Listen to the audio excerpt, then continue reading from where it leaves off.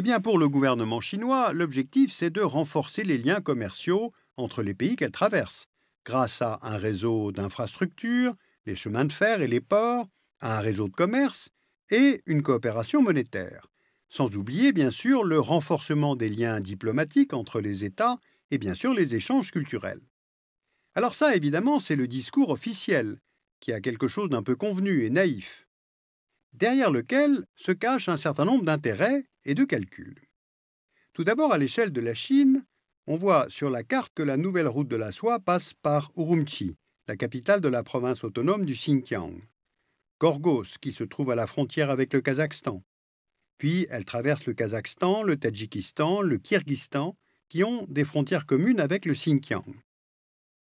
Peuplé d'Ouïghours, une ethnie musulmane turcophone, le Xinjiang fait l'objet d'une politique de sinisation par le gouvernement central de Pékin afin de sécuriser les frontières du pays et d'exploiter les ressources naturelles de la région, notamment le charbon, le fer, l'or et l'uranium. Aujourd'hui, le Xinjiang figure parmi les zones les moins développées de la Chine et Pékin cherche à atténuer les contestations des Ouïghours par le développement économique du Xinjiang. On comprend donc les bénéfices potentiels que Pékin pourrait retirer de cette nouvelle route de la soie à l'échelle de la Chine. Maintenant, si on prend l'échelle de l'Eurasie, on s'attend aussi à des bénéfices potentiels. L'Union européenne est le premier partenaire commercial de la Chine. La nouvelle route de la soie pourrait ouvrir une voie de transport terrestre pour les exportations chinoises à destination du marché européen. Cela formerait ainsi une alternative à la route maritime via Suez, ce qui permettra de désengorger les ports chinois, et à la voie ferrée Chongqing-Duisbourg, qui traverse toute la Russie. Car si on calcule les temps de transport, il faut compter entre 20 et 40 jours par voie maritime, 16 jours par la voie ferrée Chongqing-Duisbourg, et à l'avenir, à peine 11 jours pour que la route terrestre de la soie relie la Chine à l'Union européenne. Enfin, il y a aussi toute la dimension énergétique. La route de la soie représente des bénéfices potentiels pour Pékin avec la création de nouvelles routes d'approvisionnement. La Chine a importé, en venant de la péninsule arabique, 43% de son pétrole en 2013, 38% de son gaz naturel liquéfié en 2012, par les routes maritimes que vous voyez ici.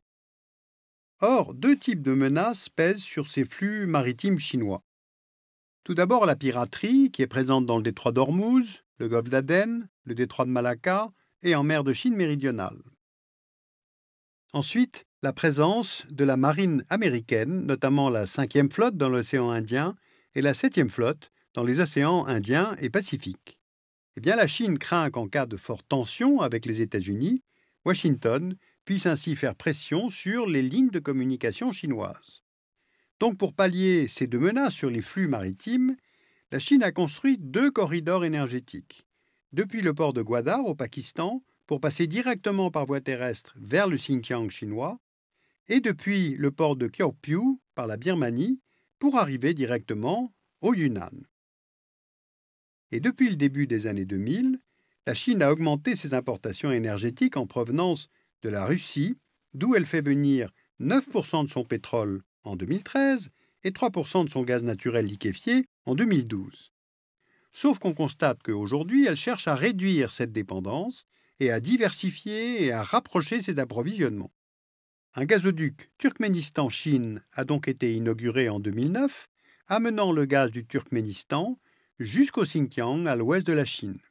C'est le premier gazoduc qui relie l'Asie centrale au réseau gazier chinois et en 2013, il acheminait déjà près de 30% de la consommation chinoise. Alors pour conclure, reprenons la carte publiée par Pékin. Finalement, une des fonctions principales de cette route de la soie nouvelle pourrait consister à sécuriser les routes d'approvisionnement énergétique chinoises venant de ces nouveaux partenaires asiatiques, ce qui réduirait les risques d'une coupure d'approvisionnement en provenance de la péninsule arabique, de la Russie, mais aussi de l'Iran et de l'Afrique subsaharienne.